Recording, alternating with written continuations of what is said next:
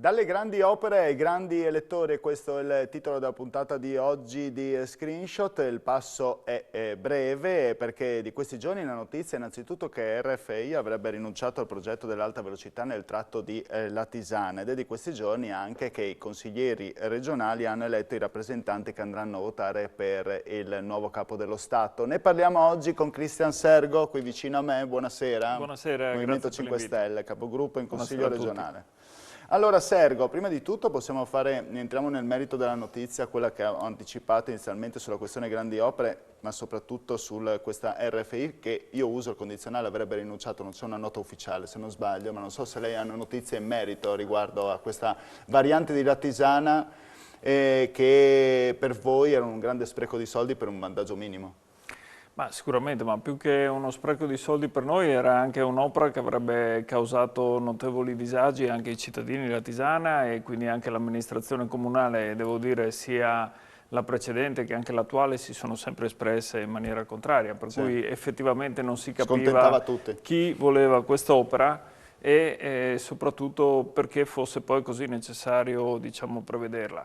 Se l'idea era quella di velocizzare la linea Venezia-Trieste anche attraverso diciamo, il raddrizzamento di quella che è l'attuale curva che la ferrovia fa per entrare nel centro storico di Latisana e quindi nella stazione attuale, è chiaro che noi, dati alla mano, abbiamo sempre contestato il fatto che avremmo speso quasi 200 milioni di euro sicuramente per ottenere veramente vantaggi ridicoli dal punto di vista della riduzione dei tempi. E quindi non essendoci, diciamo, una necessità... Ecco, date la mano a Sergo, le anticipo sì. anche questo screenshot Esatto, direttamente dalla regia, e la tabella di marcia che si confronta tra il potenziamento o meno di questa variante di Latisana avrebbe consentito questo delta di 44 secondi, se non sbaglio. Sì, esatto, sono 44 secondi per quanto riguarda le frecce, cioè i treni che effettivamente possono anche usufruire di una velocizzazione della linea e quindi avere la possibilità di andare su linee che possano permettere determinate velocità. Se utilizziamo i dati sempre di RFI, perché questi sono quelli che hanno diciamo, presentato al Ministero proprio lunedì pomeriggio, riferiti ai treni regionali parliamo di 35 secondi di risparmio, cioè, quindi è evidente che fare queste grandi opere, fare anche nuovi ponti, fare nuove infrastrutture effettivamente non è utile laddove non ci siano problemi di altro tipo, quindi di sicurezza sicuramente, allora è giusto anche prevedere nuovi ponti, però laddove questo non c'è, francamente noi rimaniamo sempre sconcertati sulla facilità con cui si mettono poi sul piatto determinate idee e si arrivi anche a fare dei progetti. Io ricordo a tutti che questo progetto è stato pensato nel 2014, quello di accantonare la grande mastodontica opera di alta velocità che doveva costare 7 miliardi e mezzo. Si è pensato di fare questo tipo di opere da 1 miliardo e 8 e ci abbiamo messo 8 anni per vedere il primo progetto di fattibilità tecnica e economica. Certo, ma sull'intera opera invece, su questa velocizzazione da Trieste a Venezia, siete contrari o favorevoli in generale? Tutti sono favorevoli a velocizzare la linea, a cercare di raggiungere i due capoluoghi di regione nel minor tempo possibile, ovviamente tecnicamente possibile. Il problema è che tante volte si è sempre fatto il paragone Movimento 5 Stelle e NOTAV. Ma sicuramente, ma noi come... Guarda, io una volta un comizio nel 2016 ho detto che mi definite sempre come quello che dice sempre no. Io dico no alle cose assurde e una di queste ovviamente lo si evidenzia. Il fatto che la variante di Latisana non compaia più nel radar di RFI non è perché il Movimento 5 Stelle ha protestato, è perché evidentemente si sono fatte delle analisi e si è capito che spendere 200 milioni di euro per creare disagi sul territorio, andare ovviamente a interferire anche su quelle che sono le scelte del comune, in questo caso anche dei consigli comunali. Per ottenere cosa poi? Sì, il fatto di avere una nuova stazione dove un treno si deve fermare, quindi noi facciamo una velocizzazione della linea dove un treno andrà a 0 all'ora.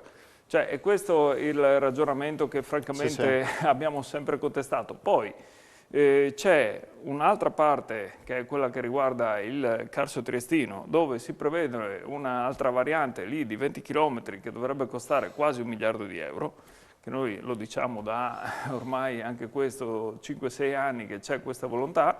Quella variante lì di fatto è già stata bocciata 2 volte, ma non dal Movimento 5 Stelle, dalla Commissione Tecnica Via, che ha detto che nel Carso sarebbe meglio evitare di fare gallerie, invece ogni volta andiamo avanti. Chiarita la sua situazione,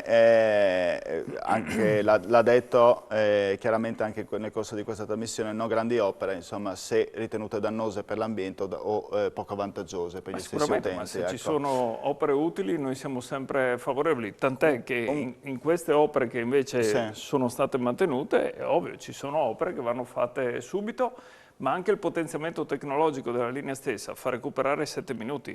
Allora, se con 160 milioni di euro noi recuperiamo 7 minuti e con 200 no, quasi 600 milioni, perché poi ci sono anche le altre varianti che poi effettivamente invece vanno avanti, recuperiamo 3 minuti e noi abbiamo detto facciamo e pensiamo di fare subito ovviamente quelli che ci fanno risparmiare 7 minuti su questa linea e anche molti soldi. Non sarà certo una grande opera, ma un'opera utilissima, invece la questione dei dragaggi che finora ancora non vediamo risolta. Mi ricordo che eravamo non qua direttamente, ma direttamente a Marano, lei era ospite con noi, c'era anche l'assessore Scocimarro, se non sbaglio, e c'era l'intenzione di dragare il prima possibile, ma sono passati, se non sbaglio, mi dica lei, forse sa una memoria migliore della mia. Ma ormai saranno quasi 8 mesi, ma c'era la promessa di iniziare a dragare entro la fine dell'estate, era la promessa dell'assessore e invece ovviamente non è stata utilizzata nemmeno un'imbarcazione per iniziare i dragaggi in laguna. Ma la Regione cosa può fare in questo? Ma noi su questo abbiamo le idee abbastanza chiare, l'abbiamo detto ovviamente anche alla Regione e a tutti quanti. Qui si sta disquisendo su quale diciamo, legge o comunque normativa utilizzare per dragare in laguna laddove ci sono i porti come Porto Marano, Porto Nogaro, eccetera. A livello nazionale per i dragaggi nei porti si deve utilizzare un decreto ministeriale. La Regione invece vuole utilizzare un decreto legislativo che è diciamo, di qualche anno prima. E questo sta bloccando praticamente tutti i lavori. Noi continuiamo a dire che se venissero fatti i progetti seguendo quello che è la normativa nazionale per quanto riguarda i porti, soprattutto in Porto Nogaro e Porto Marano, a questo punto avremmo già potuto risolvere le problematiche di quelle categorie che sono quelle che abbiamo incontrato anche insieme proprio a Marano. Non si vuol fare e sinceramente io continuo a non capire perché non si voglia fare, perché non si voglia superare questo ostacolo. Ogni volta si cerca di chiedere pareri o all'Avvocatura o al Ministero dell'Ambiente, in questo caso siamo passati al Ministero della Transizione Ecologica, stiamo attendendo l'ultimo parere dell'Avvocatura, io mi auguro che lì almeno si possa arrivare a sciogliere questi nodi e iniziare veramente a scavare anche questi canali perché effettivamente lì ce n'è bisogno. Perché poi arriva la stagione e siamo al 2022. Sì, se no siamo punta a capo come ci ritroveremo a Marano nuovamente. Speriamo di no. Per altre cose, grandi opere, adesso parliamo di grandi elettori come nel tema della puntata di oggi. Lei sorride, Sergo? No, mi sembrava. Perché sorride? Non gli piace il nome di Fedriga, Zanin o Bozzonello? No, personalmente o li vanno bene tutte e tre? Non è che spetta a me dire se piacciono o no, noi abbiamo fatto un'altra scelta, voi avete chiaramente votato. Abbiamo votato la nostra Presidente, anche perché rimaniamo convinti che laddove anche ci siano 3 posti da scegliere, la vecchia politica continua a scegliere sempre 3 uomini, sarà un caso, ma capisco che le percentuali anche in Consiglio regionale tra donne e uomini non siano diciamo, a favore del gentil sesso, però è chiaro che un'attenzione si può sempre dare. E noi vediamo invece che si vuole continuare a non tenere in considerazione anche questi aspetti, motivo per cui noi abbiamo appoggiato la Presidente del nostro gruppo consigliare Ilaria D'Alzovo. Ridevo perché ovviamente ieri c'è stato un momento di imbarazzo quando si sono letti i risultati della votazione e il Presidente Zanin è risultato il più eletto dei grandi elettori perché ci sarà stata una convergenza da parte delle forze moderate, immaginiamo. Ma non lo so, lì sicuramente c'è stata una defezione di qualcuno della maggioranza che non ha votato Federica, questo è il dato di fatto, laddove la maggioranza Però contava peraltro Federica era 29, abbastanza 29 scontato, voti. era abbastanza scontato Federica, magari avranno convenuto dopo No, nel sì, portare... ma non tutti quelli della maggioranza hanno votato il Presidente Federica. Poi evidentemente qualcun altro, anche dell'opposizione, invece ha appoggiato Zanin, perché sennò non si spiegherebbe questo divario di voti e soprattutto il fatto che ne ha presi 31 quando la sola maggioranza è 29. Qualche forza sicuramente moderata l'avrà appoggiato, però... Sarà da vedere, c'è lo scrutinio segreto, quindi non si Sì, può no, ma sapere un infatti. po' quello che accadrà insomma per le elezioni del Capo dello Stato. A questo proposito, notizia di oggi che sta circolando sui siti web, le forze di centrodestra hanno convenuto sul nome, almeno per ora, di Berlusconi, quale candidato del centrodestra, e voi, immaginiamo che Berlusconi non sia il nome del vostro candidato, quale potrebbe essere il vostro invece? Lo stesso Mattarella, per continuare? Ma noi anche qua abbiamo fatto ovviamente alcune considerazioni e ribadiamo la stessa cosa che vale per il nostro grande elettore, anche per quello che sarà il futuro Presidente della Repubblica. Si fanno sempre solo nomi di uomini. E noi crediamo che Lo sento molto attento a questo tema sulle donne. Ma no, ma è una cosa che, bene o male, come Movimento 5 Giustamente, Stelle non è che mi abbiamo oppongo a sempre questo, voluto però... porre l'attenzione su questo. Noi nella passata legislatura avevamo come consiglieri regionali 3 donne e 2 maschi, eravamo solo io, Usai, con le colleghe. Se dice contro le colleghe, stasera mi sa che non le telefoneranno per rimproverarlo. No, assolutamente. No, con le colleghe, per cui eravamo, diciamo, noi in minoranza, e questo è un segnale comunque anche per la politica. E per quanto riguarda anche la figura del Presidente della Repubblica, riteniamo che nel 2022, in una Repubblica assolutamente moderna e civile come la nostra, si possa iniziare a pensare anche a una figura femminile per quel ruolo. Lei non me lo dice, a parte il fatto che lei non siede, non sarà tra i grandi elettori, ma avrà qualche simpatia per qualche donna come Capo dello Stato, intendo? Ma sinceramente... No, qualche nome che circola, No, ma veramente, sinceramente non ci ho pensato. Non vuole È chiaro bruciarla. che, le dico, ho potuto conoscere e apprezzare anche Rosy Bindi quando era Presidente della Commissione Antimafia, perché abbiamo fatto un incontro, voi sapete che abbiamo istituito l'Osservatorio Antimafia in Friuli Venezia Giulia con la legge del Movimento 5 Stelle, per cui ho potuto incontrarla così, ma insomma è comunque un voto. Io credo che quando si sceglie un Presidente della Repubblica la prima cosa da fare sia cercare una persona che non possa essere definita di parte. È chiaro che Rosy Bindi è di parte, Silvio Berlusconi è di parte, Draghi e è di quindi parte? dobbiamo cercare di contentare tutti. Draghi è di parte? Draghi sarà della sua parte, ma nel senso che anche su questo è stato scelto come diciamo, capo del governo.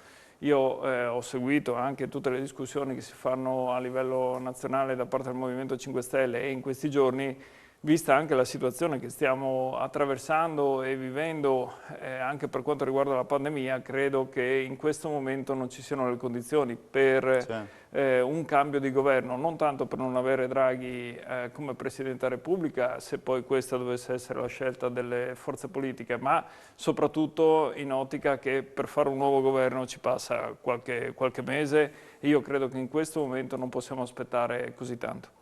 Andiamo in pubblicità, poi torneremo a parlare di trasporti pubblici perché si riferiscono anche alla questione della scuola. Lei è molto attento su questo tema. Pubblicità.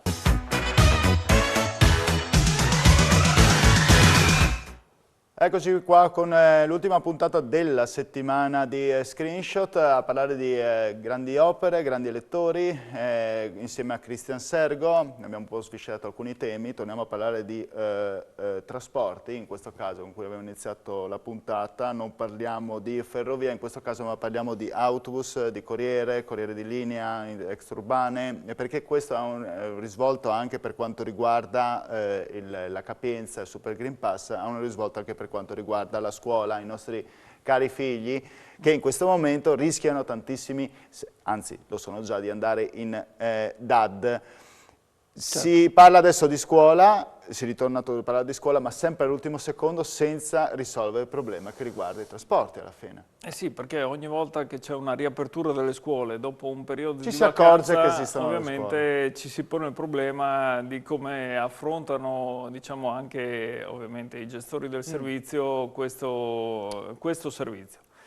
Si arriva sempre tardi, noi ovviamente ormai seguiamo questa vicenda da quasi 2 anni, perché dalle prime ondate di coronavirus, dalle prime volte in cui siamo arrivati anche alle varie chiusure, zona gialla, zona arancione, zona rossa, Sì. e quindi anche successivamente con le relative aperture, che abbiamo sempre voluto porre il problema. Noi sono 2 mesi che abbiamo avanzato alla 4ª commissione la richiesta di audizione, non solo dei gestori del servizio, ma anche dei sindacati, degli autisti, perché ancora due mesi fa c'era il problema appunto degli autisti che non avevano il Green Pass, di quelli che non avevano il vaccino, di quelli che non sarebbero potuti essere disponibili ovviamente per fare questo tipo di servizio.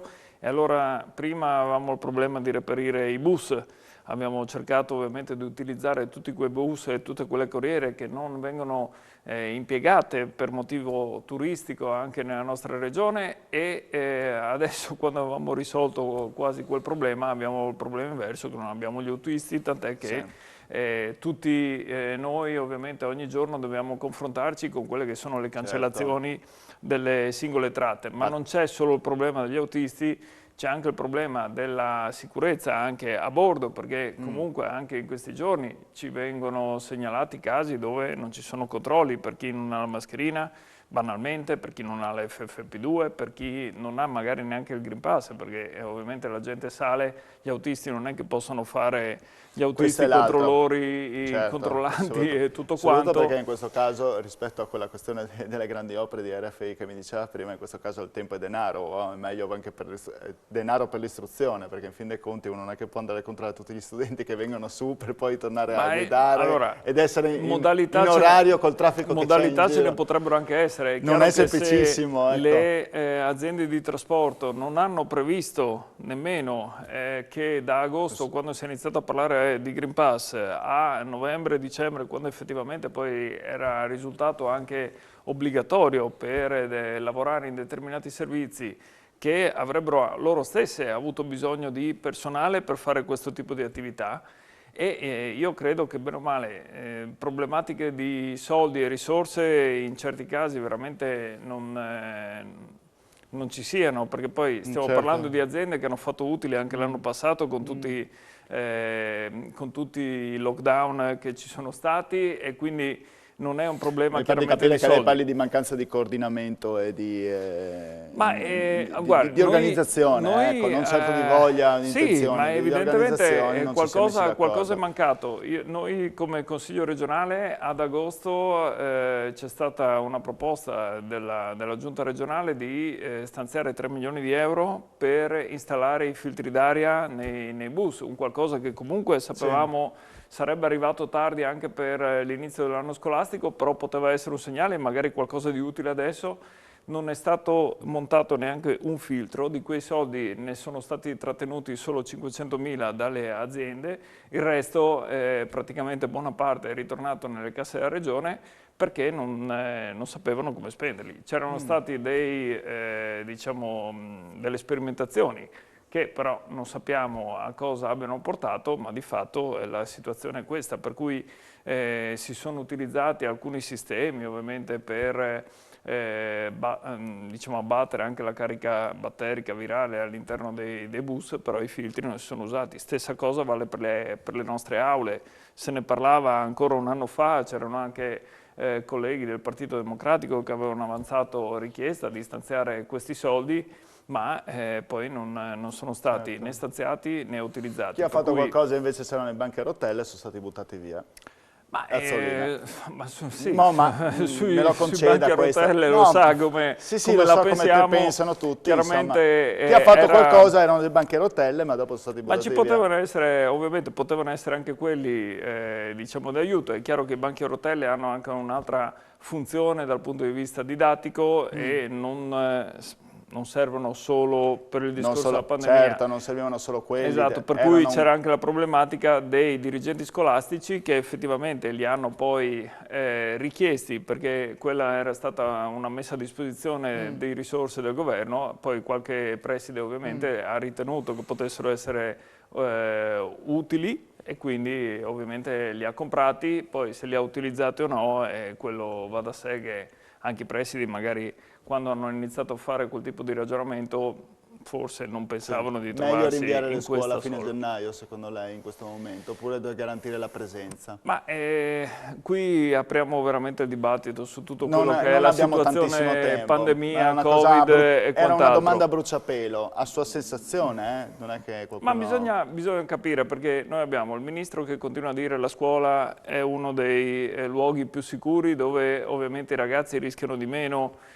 di essere contagiati, laddove si mantiene il distanziamento e tutto. E questo ovviamente può essere vero, come può essere vero per qualsiasi diciamo, luogo al chiuso dove si mantengono determinate precauzioni.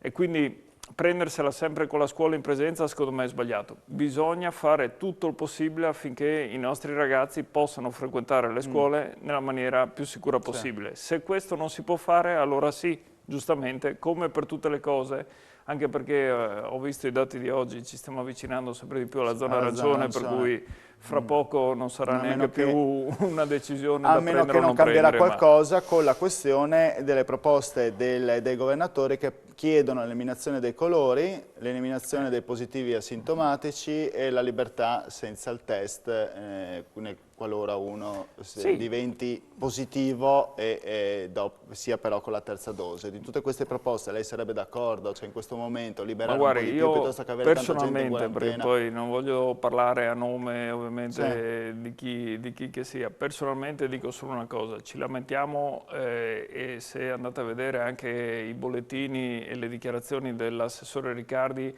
nell'ultimo mese spesso e volentieri la fascia che era più contagiata risultava proprio quella degli under 20.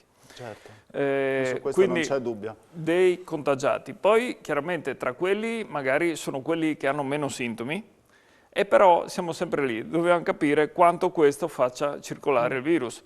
E quindi è ovvio che non credo che un colpo di spugna sui dati dei diciamo, contagiati, anche se asintomatici, possa risolvere la situazione, perché poi tutto dipende da chi si contagia, perché se si contagia magari una persona che ha il diciamo, la terza dose di vaccino, probabilmente neanche ci si accorge. Se si contagia qualcuno che non ha diciamo, le protezioni vaccinali, diverso, quindi certo. per non dire Novax, perché sennò poi si offende qualcuno, ma ovviamente abbiamo visto cosa comporta anche questa variante Omicron su quel tipo di persone ed è il motivo per cui noi abbiamo tantissimi ovviamente ospedalizzati e tantissime persone in terapia intensiva che, stando ai numeri che la stessa regione ci dà, non sono vaccinati. Senta, le chiedo in quest'ultimo minuto che ci separa dalla fine della trasmissione, si parla tanto, ormai mi pare chiaro che Federica voglia ricandidarsi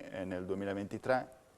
Patuanelli è un nome spendibile per l'opposizione attuale in questo momento. Il ministro Patuanelli è un buon nome? Bisognerebbe chiederlo innanzitutto a lui, se ha voglia ovviamente di fare questo tipo di avventura, perché comunque è una bella avventura sicuramente. Poi per noi sì, non ci sarebbe nessun problema, ovviamente nessun nulla osta per una persona che ha fatto 2 volte il ministro, quindi sicuramente una persona preparata che credo si sia fatta apprezzare comunque da tutti i cittadini anche per i risultati buoni che ha ottenuto come ministro sviluppo economico prima e ministro dell'agricoltura adesso.